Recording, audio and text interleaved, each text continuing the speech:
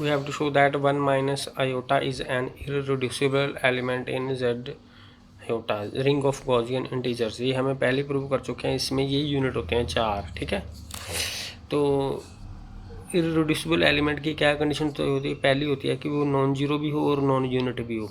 तो अगर इसको प्रूव करना है कि ये इररिड्यूसिबल है तो हमने पहले देखना है कि ये नॉन जीरो हो और नॉन यूनिट हो इस रिंग में।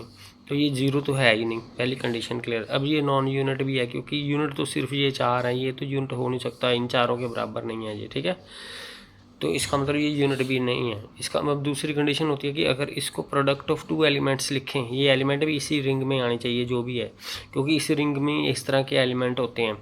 ए प्लस आयोटा बी, ए भी जेड के एलिमेंट है। जेड आयोटा का मतलब है कि ये कॉम्प्लेक्स नंबर की फॉर्म में लिख देने हैं इस फॉर्म में। ठीक है, और जो ए बी है वो जेड के एलिमेंट है, मीन्स ये कॉम्प्लेक्स नंबर है, पर जो ए बी है वो जेड के एलिमेंट लेनी है। ठीक है, रियल नंबर्स नहीं लेनी। तो ये सबसेट ऑफ कॉम्प्लेक्स नंबर्स है।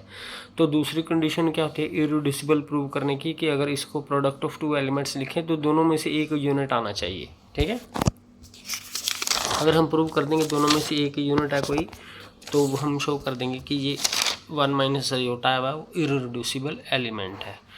तो हमने क्या करना है, अब इसका वो लिखना आता है ना मॉडुलस, मॉडुलस करके स्क्वायर कर देना है।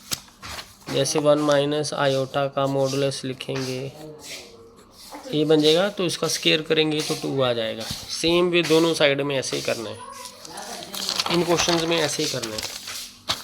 तो ये 2 आ जाएगा, ये ए स्क्वायर प्लस बी स्क्वायर आ जाएगा, क्योंकि ए प्लस आयोटा बीटा का जो मॉडुलस होता है वो रूट ए स्क्वायर प्लस बी स्क्वायर होता है। ठीक है, बोथ साइड मॉडुलस लगा के स्क्वायर कर देना, तो ये वैल्यू आ जाएगी हमारे पास।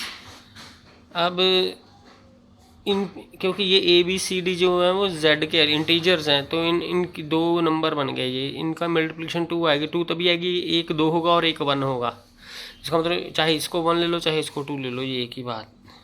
मतलब चाहे इसको 1 ले लो इसको 2 ले लो, या इसको 2 ले लो इसको 1 ले लो। इसका मतलब इसकी वैल्यू यहाँ 1 आएगी या 2 आएगी। अगर चाहे 1 आएगी तो इसकी 2 हो जाएगी, अगर इसकी 2 होगी तो इसकी 1 होगी, तो इसकी वैल्यू 2 ही होगी, चाहे 1 ले लो चाहे 2 ले लो। इसी तरह इसकी भी वैल्यू 1 या 2 होएगी। ठीक है, एक को प्रूव कर देंगे, सेम रिजल्ट इस पर लागू होगा।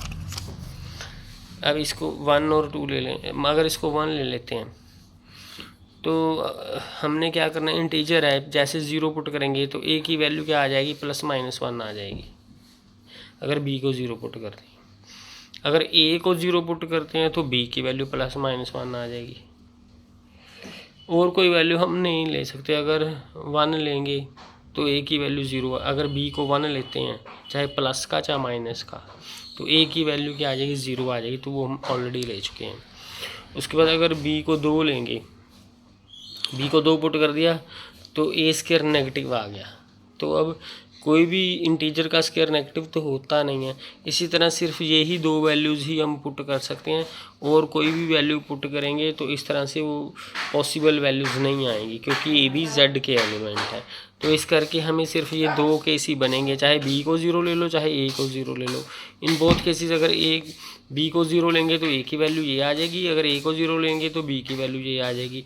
तो ये नंबर क्या बन जाएगा, अगर बी को 0 लेंगे तो ए की वैल्यू ये ख़त्म हो गया, ए रह गया, ए की वैल्यू आ गई प्लस माइनस 1। अगर ए को 0 लेते हैं तो यहाँ पे 0 पुट कर देंगे, बी की वैल्यू प्लस माइनस 1 है, तो ये आंसर आ जाएगा प्लस माइनस आयोटा। ठीक है, तो ये वाला नंबर 2 बन गया, चाहे प्लस माइनस 1 बन रहा है या ये वाला नंबर प्लस माइनस आयोटा बन रहा है, ये चारों ही यूनिट है इसमें।